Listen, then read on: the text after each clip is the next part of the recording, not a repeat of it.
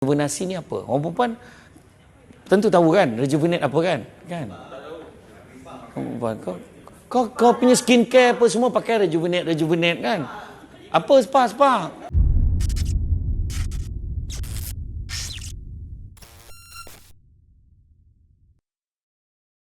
Assalamualaikum warahmatullahi wabarakatuh. Alhamdulillahirabbil alamin wassalatu wassalamu ala asyrafil anbiya'i wal mursalin wa ala alihi wa sahbihi ajmain. Subhanaka la ilma lana illa ma 'allamtana innaka antal alimul hakim. Rabbi shrah li sadri wa yassir li amri wahlul 'uqdatam min lisani yafqahu qawli. Terima kasih saya ucapkan kepada Tuan Pengurusi Acara Cik Abdullah kita, Tuan CEO kita Cik Firdaus, seterusnya semua bos-bos lah ni. Nampak cara poyo tu kan, nampak lah macam bos kan. Jadi ini adalah merupakan segmen yang paling mencabar sekali, sebab dia adalah segmen yang mana yang paling akhir, yang mana segmen, bayangkan penceramah belum start ceramah dah dengar ayat kemahkan barang yang lepas ni nak balik. Bayangkan tu ayat-ayat kan, ayat-ayat macam tu lah. Agak-agak lah aku nak ceramah ni kan tak boleh ke kan? Apa dia orang tak tahu ke dalam tentatif? Tak tahu kan lepas ni balik kan? Ni contoh lah kan. Ini cabaran. Kalau tak suka dengan ceramah akhir pun jangan buat macam tu kan. Jadi kita kena faham kan. Tapi yalah, saya rasa bertuah lah hari ni saya bersama dengan dengan you all semua. Sebab saya dengar yang sesi-sesi sebelum ni semua yang tough lah. Memang yang power kan. So, bayangkan TM daripada 1946 dengan perubahan-perubahan yang berlaku sampai sekarang kan. Dan nampaklah kau memang nampak berminat sangat lah, nampaklah muka tu macam tu kan. Ada, saya perhati lah seorang-seorang tadi. Ada yang mencatat, ada yang macam tu, ada yang buat jawab telefon, ada macam-macam dan ini dan tak, sebab saya bukan apalah, sebab saya rasa sebenarnya satu pencapaian sebenarnya apa yang kita nak share dengan TM. Kenapa pilih TM tu daripada Telekom kan? Tiba-tiba dia jadi TM walaupun dalam bil kita masih sebut Telekom kan. Tapi kenapa? Sebab dia rebranding tu. Sebab ayat-ayat yang biasa dipakai, yang saya ingat dulu bila saya pergi round satu Malaysia dulu, ada satu paper yang saya bentang. Malah saya ingat saya bentang pada satu grup, ada satu organisation ni. Selepas Haris Iskandar present, lepas tu bila saya tengok Haris Iskandar pun bawa cerita je, wah tak jadi, aku pun tak jadi, dia pakai slide, aku pun jadi macam dia. Saya pun tak pakai slide dan saya present. Masa tu tajuk yang saya bagi adalah tentang rejuvenasi minda. Rejuvenasi minda. Maknanya saya kata, apa pasal rejuvenate ni kan? Apa hal lah rejuvenate kan? Rejuvenasi ni apa? Orang perempuan tentu tahu kan, rejuvenate apa kan? Kan? Kau punya skincare apa semua pakai rejuvenate kan? Apa spa?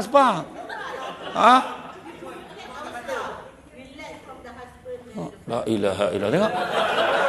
Asal rejuvenate, relax, kait dengan husband. Apa pasal? Susah waktu hidup kau. Dah maksud dia. Maksudnya kita cerita rejuvenate tu dia kaitkan dengan benda yang relax, betul lah. Rejuvenasi tu maksud dia meremajakan, bukan secara perkiraan tapi lebih bersifat fizikal. Maknanya macam tudung kan. Ingat tak zaman reunion dulu yang tudung belang-belang ikat belakang kan tak kan? Lepas tu kawan-kawan upload masuk dalam Facebook, kalau kau kawan aku tolong remove gambar ni kan, kita cakap kan. Sebab kita pun tak tergamak tengok gambar tu, sebab betul tak kan? Betul kan? Tak, ini cerita perubahan yang kita kena buat kan. Gambar-gambar lama, gambar-gambar macam orang lelaki dia okey sebab gambar dia kononnya dia tengok ayah kau dulu sportman kan, ayah kau dulu main sukan apa. Tak. Tetapi pada orang perempuan dia lain. Dia penting fashion terkini. Dulu tudung dia bukan macam ni. Kan?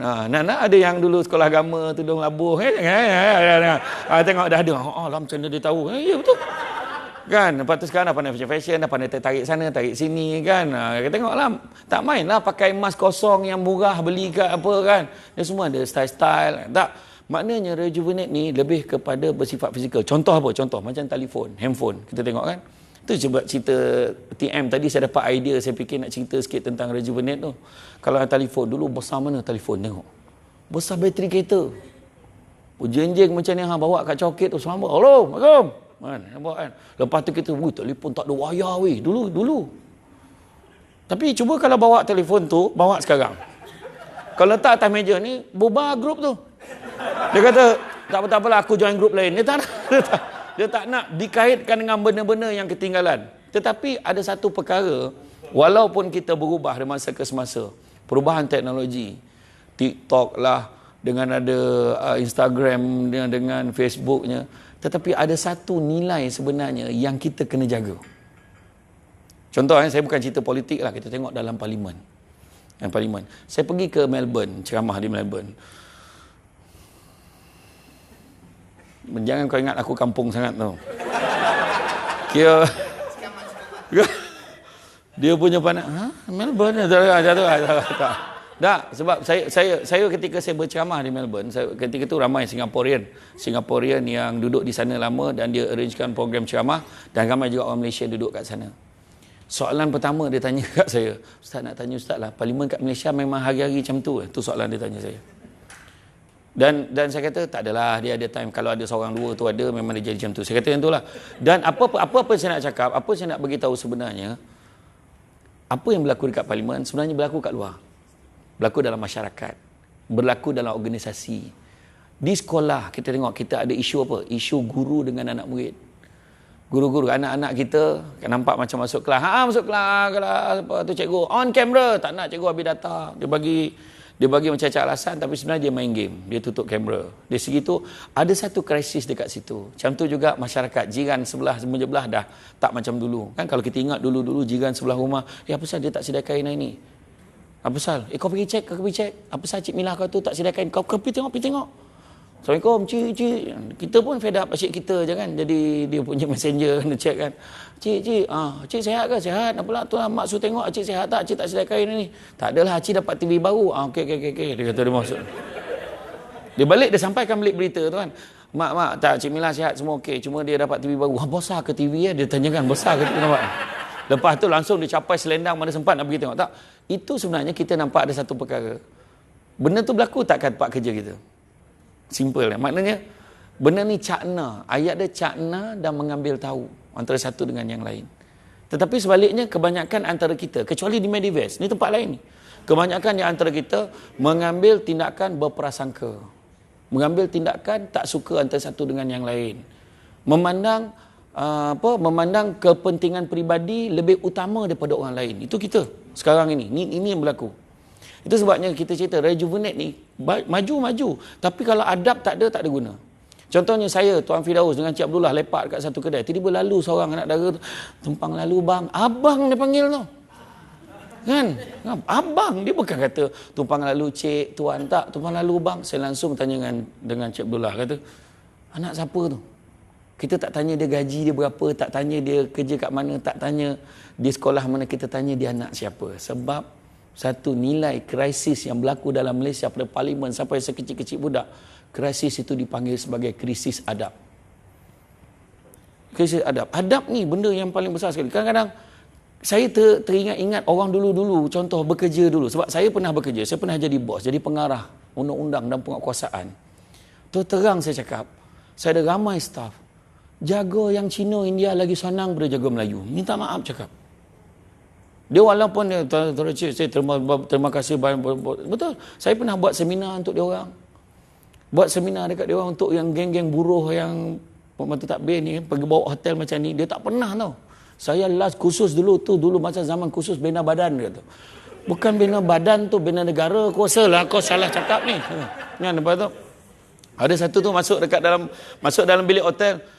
Tu bos, ini bilik semua okey, semua cantik, tapi karen tarak dia tu.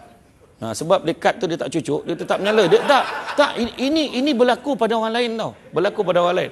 Orang yang tak macam kita, yang selalu dapat peluang pergi seminar tempat-tempat macam ni. Yang seorang lagi, tak boleh mandi, dia punya air panas. Dia tak tahu nak adjust. Ada seorang tu pula cakap, itu pintu bilik kau cucuk, nanti kau nanti bolehlah masuk dalam bilik. Dia ingat bila dia cucuk, pintu tu buka sendiri.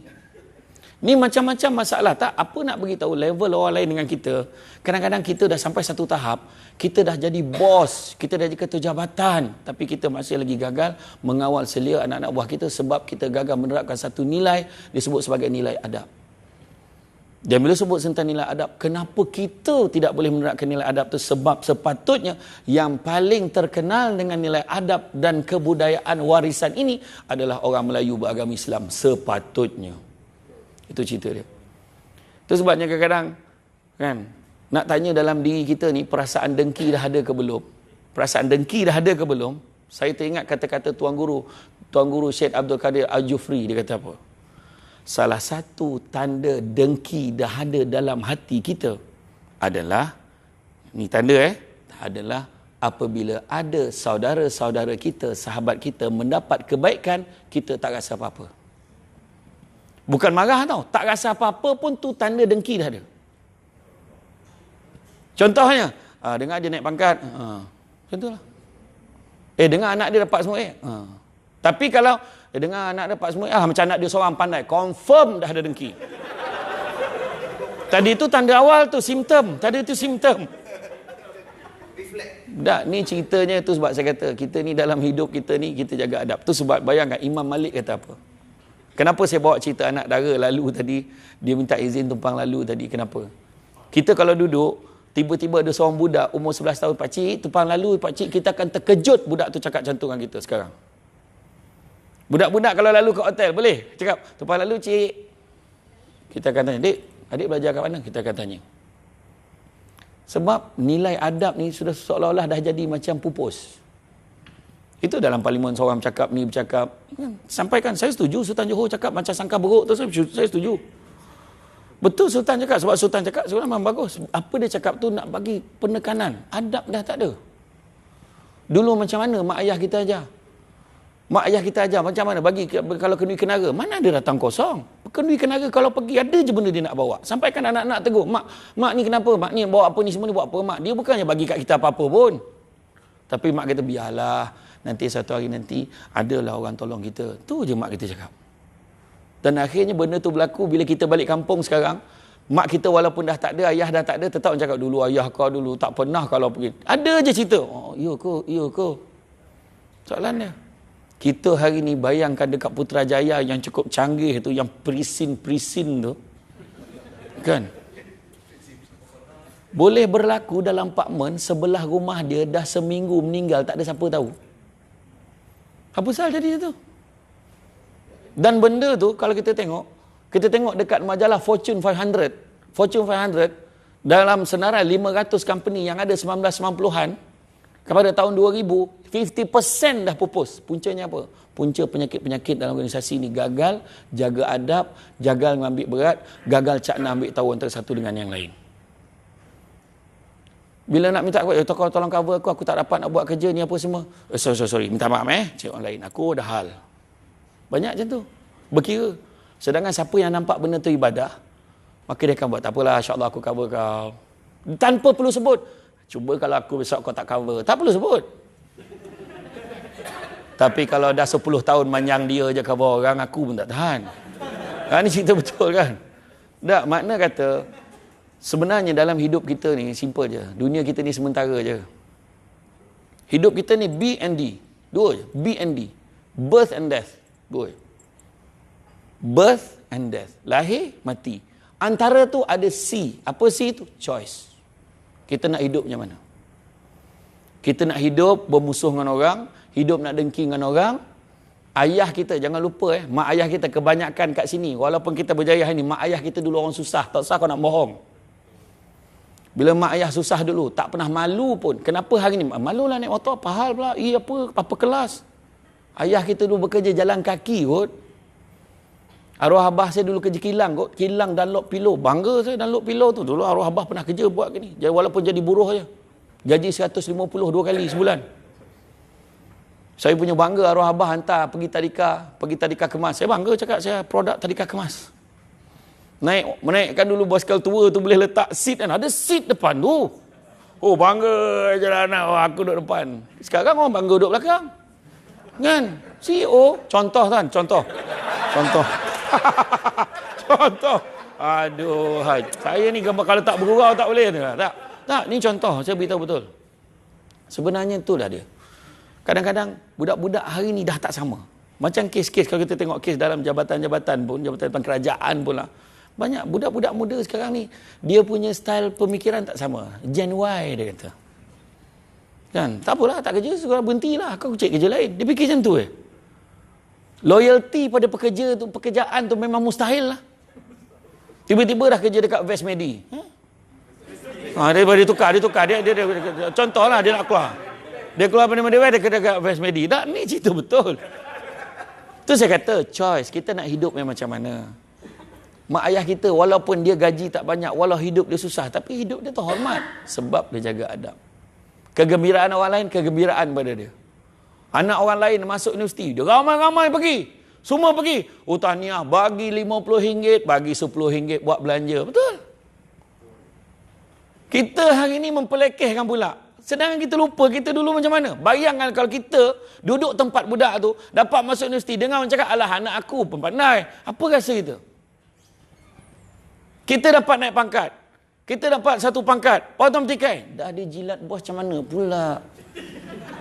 Apa perasaan kita yang dapat? Kita bercakap, kita tak rasa apa. Tapi kalau kita yang dapat, kita yang dengar perkataan tu, apa perasaan kita? Tu cerita dia. Saya pun dulu pernah agak dipertikai kan. Pertikai macam mana dia boleh jadi pengarah undang tiba-tiba pula kan. Sebab saya bermula daripada bawah. Saya belajar satu step. Nampak kampung ni? I'm a qualified lawyer, you know. Kan? Boleh lah kau nak minta legal advice percuma tu, boleh lah bagi. InsyaAllah. Kan? Tapi, betul, makna nak bagi tahu apa yang berlaku dalam kehidupan kita ni, kita kena create hidup yang macam mana yang kita nak. Apa kata Dan Zadra? Dan Zadra kata, kita ni orang yang hebat, dia tidak akan menanti sesuatu menjadi indah, tapi dia yang menjadikannya indah. Hidup kita ni ada 3 matlamatnya. Semua orang nak apa? Pertama, dia nak bahagia. Kebahagiaan, dia nak ketenangan, dan dia nak kejayaan. Kebahagiaan, ketenangan, kejayaan. Tiga benda ni hanya boleh capai selepas kita bagi kat orang lain dulu, baru kita boleh dapat. Bahagia nak dapat, bahagia kat orang lain dulu, baru kita boleh bahagia. Tengok anak-anak je lah. Kita tahu anak-anak kita dapat apa dia nak, kita pun bahagia tengok dia bahagia.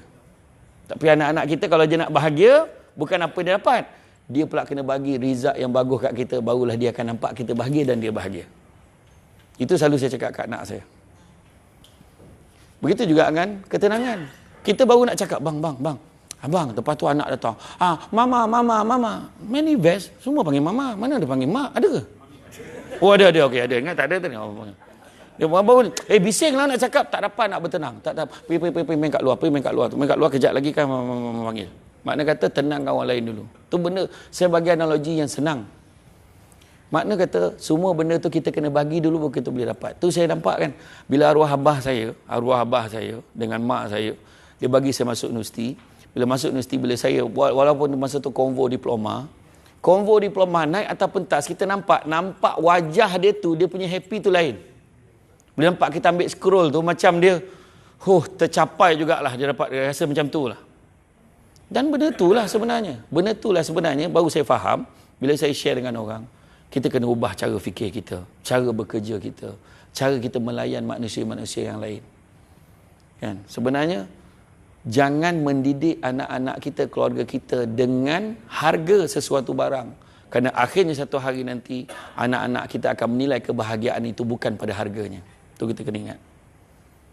Macam hari ni kan, datang jauh-jauh. Bukannya saya kira pun bayar mahal ke tak mahal. Tapi yang saya fikir kebahagiaannya dapat jumpa ramai kawan-kawan baru hari ni. Pagi tadi aku tengok muka kau bersarapan dengan muka-muka yang saya perasan tadi.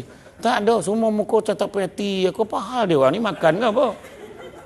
Ada muka tu tak adalah orang makan muka ceria ni lain. Adalah satu ustaz, adalah seorang tu kan, yang tu kan. Aku tengah cerita, aku rasa aku ni, aku jawab macam tu jelah tadi. Kan? Tak, sebab choice hidup kita pilih apa? Sebab nak berjaya dalam hidup ni 5 perkara tak boleh elak. 5 perkara tak boleh elak. Apa dia? Pertama, prosesnya panjang. Mana ada orang berjaya tiba-tiba? Prosesnya panjang. Sebelum Tuan Firdaus kita ni duduk kat tempat ni, dah berapa kerja, apa-apa benda dia tak buat, semua benda dia dah buat, semua benda dia dah try. Kan? Nak pencen dah pun. Kan? Dah declare dah lah. Kau mula fikir, bila. Mula tanya kan. Dia orang ni memang, dia orang, saya boleh baca firasat tu dia orang ni. Kan? Tak, betul. Sebenarnya, itu proses dia panjang. Ingat tiba-tiba Samsul Rebat. Tiba-tiba kita duduk tempat kita, semua ada pernah kerja kilang, ada pernah kerja basuh pinggan, tepi jalan pun semua pernah buat sale, pernah bawa jam macam ni nak beli berapa. Cuma tak nak cerita je. Tak, benda ni cerita betul. Betul lah kan? Betul. Pernah. Betul. Bukan tak pernah buat. Tak, saya sebut tu berdasarkan pengalaman saya. Saya pernah kerja basuh pinggan dekat kilang Yano kat Seremban. Kilang tu pun dah tak ada dah. Orang yang basuh, yang berdak pekerja kilang tu lempar pinggan macam ni tray ni. Padahal masa tu kita ambil part time aja, cuti semester. Tapi kita tahulah, kat situlah arwah abah saya ingat. Mak saya cakap, abah kau cakap, kau macam mana pun anak-anak aku jangan kau bagi kerja kilang. Arwah abah saya pernah pesan kat mak. Sebab aku tahu macam mana terasa penat dan macam mana azabnya kerja kilang tu, maknanya macam mana pandangan orang kat kita. Macam tu lah abah cakap. Tapi proses dia tu penting. Saya teringat ada satu kata pepatah Jawa. The beauty of success is not the achievement but the journey. Kan? Keindahan satu kejayaan itu bukannya pencapaiannya, tapi perjalanan dia. Yang kedua, apa yang kena ada? Komitmen. Komitmen kena ada. Ketiga, fokus pada kerja. Keempat, kena ada kepatuhan pada peraturan dan undang-undang. Itu namanya disiplin.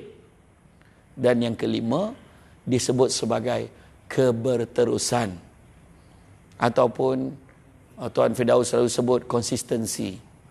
Ataupun kadang-kadang penceramah sebut sebagai istiqamah. Cuba kita tengok lima-lima tu. Tak ada salah satu pun tak boleh. Memang takkan berjaya. Contoh, kita ada komitmen tapi fokus tak ada. Takkan berjaya. Ada fokus tapi tak ada komitmen. Lupakanlah. Kejap datang, kejap tak. Khusus ni pun. Senarai nama dah naik. Dia sibuk tanyakan kawan dia. Kau pergi tak? Apa masalah kau? Nama kau dah ada, sudahlah. Saya tengok siapa lagi pergi. Siapa lagi pergi tengok. Kita sebilik. Apa masalah kau? Lepas tu duduk dengan geng-geng kau je, terpaksa pecah-pecah kan? Bos terpaksa pecah kan? Sebab apa? Kau tak muak ke dengan kawan kau? Kau tak boleh tukar ke kawan kau? Orang perempuan ni memang grup dia tu lah. Kan? Pergi kencing berdua. Kan? Berdua. Solah bawa berkongsi. Kan? Ayo kita. Okay. Okay.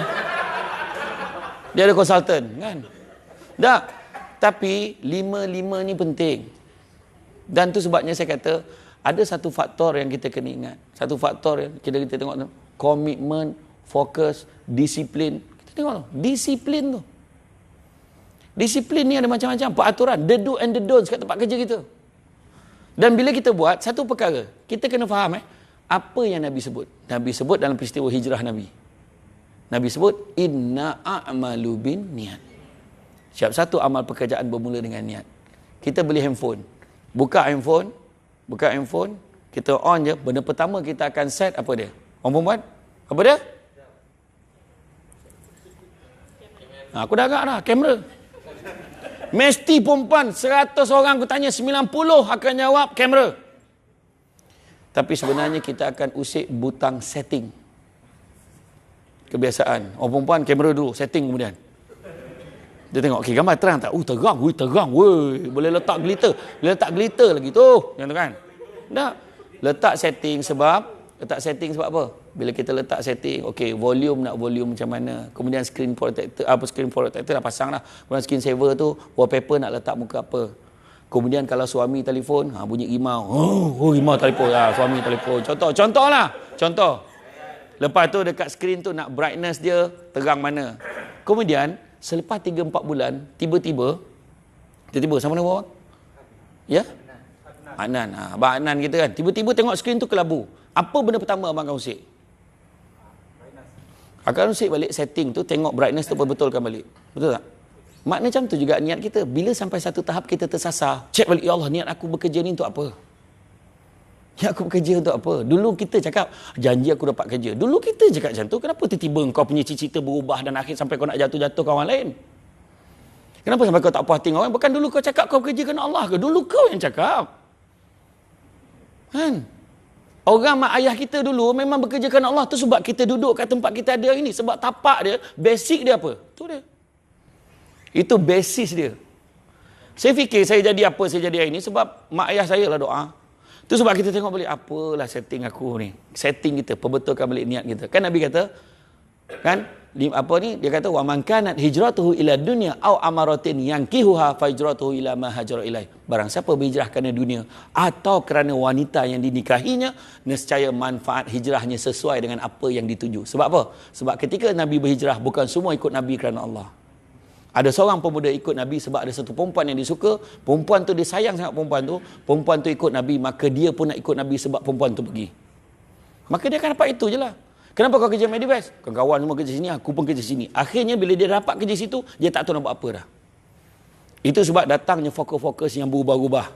Datangnya benda-benda tak baik yang lain. Itu yang kita kena perbetulkan. Ini bukan saya tak ambil kira lah apa yang orang sebelum ni cakap ni, saya bagi secara general. Berdasarkan pemerhatian saya kepada organisasi-organisasi lain. You all tentu yang terbaik. You all buat benda-benda baik. You all buat benda baik. You all supply barang-barang. You all bagi benda-benda untuk mendatangkan kesihatan. Nak bawa kepada improvement dalam health style orang. Ini kerja kita. So apa yang susah lagi? Benda yang memang benda baik. Dia nak buat kerja. Kita tahu kan konsep kerja sebagai ibadah ni. Ibadah ni ada dua. Satu ibadah khusus, satu ibadah umum. Ibadah khusus kita tahu semayang, subuh 2 rakaat, Zuhur 4, tak ada siapa nak sebabkan aku hari ni rasa macam seronok sangat dengan macam Asam Serbat. Hari ni aku buat subuh 4 rakaat. Tak ada. Dia memang tetap dua. Dia takkan berubah. Sebab khusus kau tak kalau berubah. Sebab puasa, aku alhamdulillah lah. Aku dah alhamdulillah. Oh alhamdulillah, aku takut anak aku rasa tinggi sikit. Aku dah 3 hari tak buka ni. Tak ada. Dia tetap kena buka puasa pada waktu dia. Ya? Kan? Tapi pula, sebabkan kes COVID tinggi, maka umrah tahun ni kita buat kat Shah Alam je. Tak ada. Tetap kena pergi Mekah dan Madinah. Tengok, itu pun Tuhan uji kita tau. Tuhan tarik sikit-sikit kan. Dulu zaman mak ayah kita pergi Mekah, dia boleh mengaji depan Kaabah. Duduk situ tak ada siapa kacau pun. Kemudian zaman kita dekat kena halau. Kan, lepas tu kena halau. Lepas tu tengah sujud. Saya tengah sujud, pap kena angkat kat polis tu. Pap, rupanya dah tinggal kita seorang di situ punya.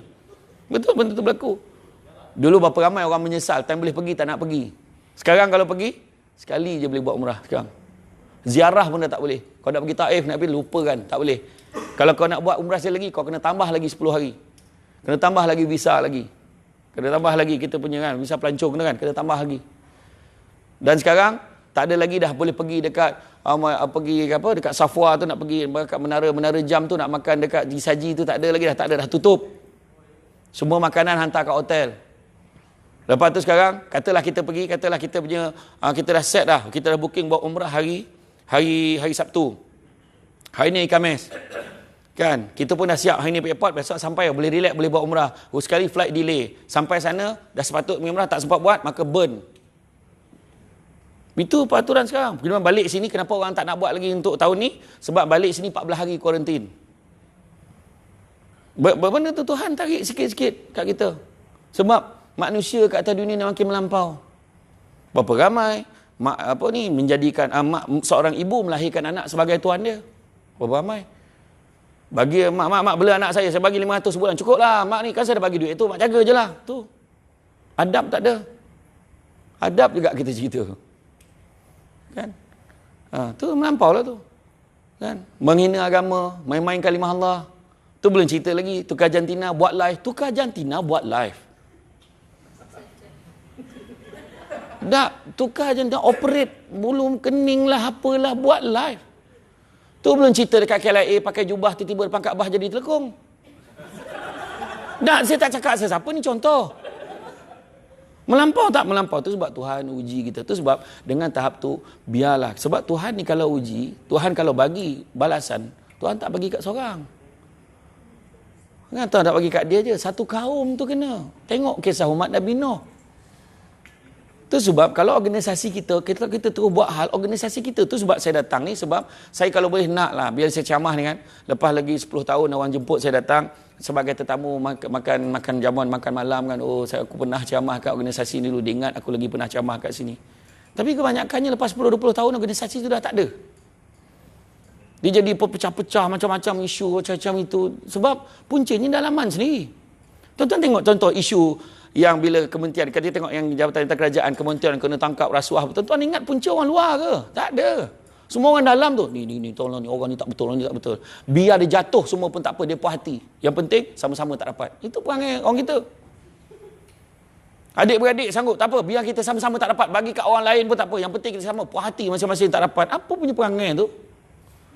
Sedangkan ayah kita berusaha suka nak dapatkan tanah tu, kalau boleh turun pusaka, turun tu biarkan dalam darah daging keluarga dia je. Pokok durian tu atuk tu tanam supaya dapat cucu aku makan. Akhirnya dapat kat cucu orang lain. Tak, ini perangai kita, tak dapat biar tak dapat semua. Puas hati. Betul ke puas hati? Makan hati. Akhirnya tu yang jadi dekat negara kita kan. Kita jadi menumpang dekat bumi sendiri. Puncanya itulah. So, sebab organisasi kita kena sayang. Sayang organisasi, kena sayang setiap ahli-ahli organisasi.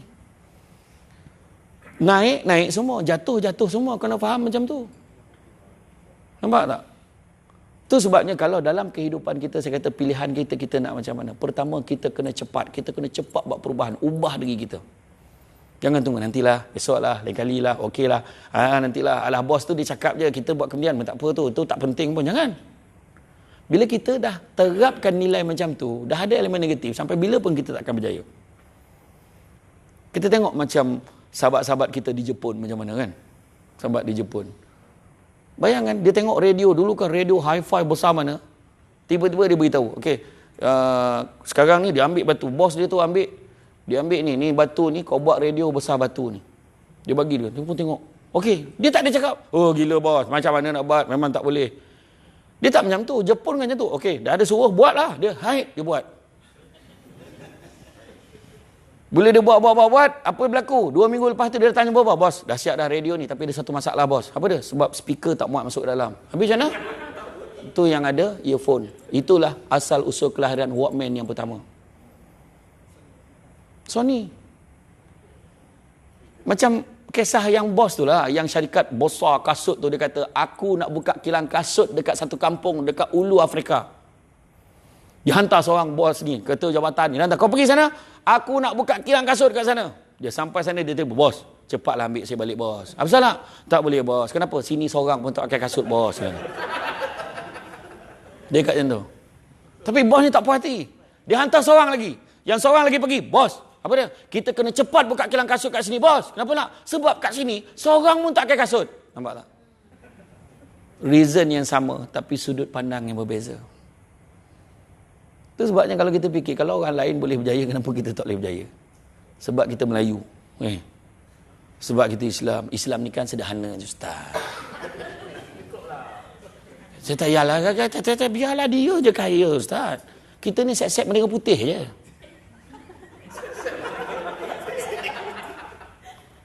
Tak, benda ni berlaku. Benda ni berlaku. Kes bunuh diri tahun lepas 266 kes bunuh diri. Tahun ni 483 kes bunuh diri. Setakat bulan Mei, tak termasuk 19 kes cubaan membunuh diri, dan yang paling muda berumur 14 tahun, dan orang Melayu beragama Islam pun ada dalam statistik ni. Kita pun buatlah food bank. Buat food bank. Kajap ya habis. Ada seorang tu marah, kenapa aku tak dapat? Yang Pengerusi Persatuan Penduduk tu pergi serbu rumah dia, sepak pintu masuk rumah dia, macam kedai runcit rumah dia. Segala food bank semua disapu balik rumah dia. Perangai kan? Apa tu? Adab juga. Nampak tak? Itu sebab hidup kita ni senang je. Kita ada choice, kita ada pilihan. Kita nak macam mana? Nak bergaduh dengan orang ke nak macam mana? Kita kena ingat tau, hidup kita ni berputar, bukan kata senang susah je. Orang lain dapat anugerah, kita kutuk dia. Sampai masa kita dapat anugerah, dapat naik pangkat, kita dapat increment, kita dapat macam-macam, orang kutuk kita akan tahu apa perasaan dia. Jadi kalau tak nak, stop daripada sekarang. Jangan bersangka buruk dengan orang. Lepas tu dengar ayat tu, orang kita dengar. Dengar-dengar Cik Firdaus kan. Besar. Lagi teruk dia berbisik, lagi teruk kerahsiaannya. Itu cerita. Betul. Orang lelaki tak ada. Orang lelaki, kau dengar tak? Dia macam tu je. Orang perempuan. Apa? Aku tak dengar. Bila kena kenara kan macam tu. Tak. Bila dengar cerita-cerita orang, lepas tu kita dengar benda tu betul. Betul lah tu. Nampak tak? Macam contoh seorang ustaz yang baru-baru ni orang heboh cakap kan. Kan? Apa hal kau nak mengkaji tu pasal?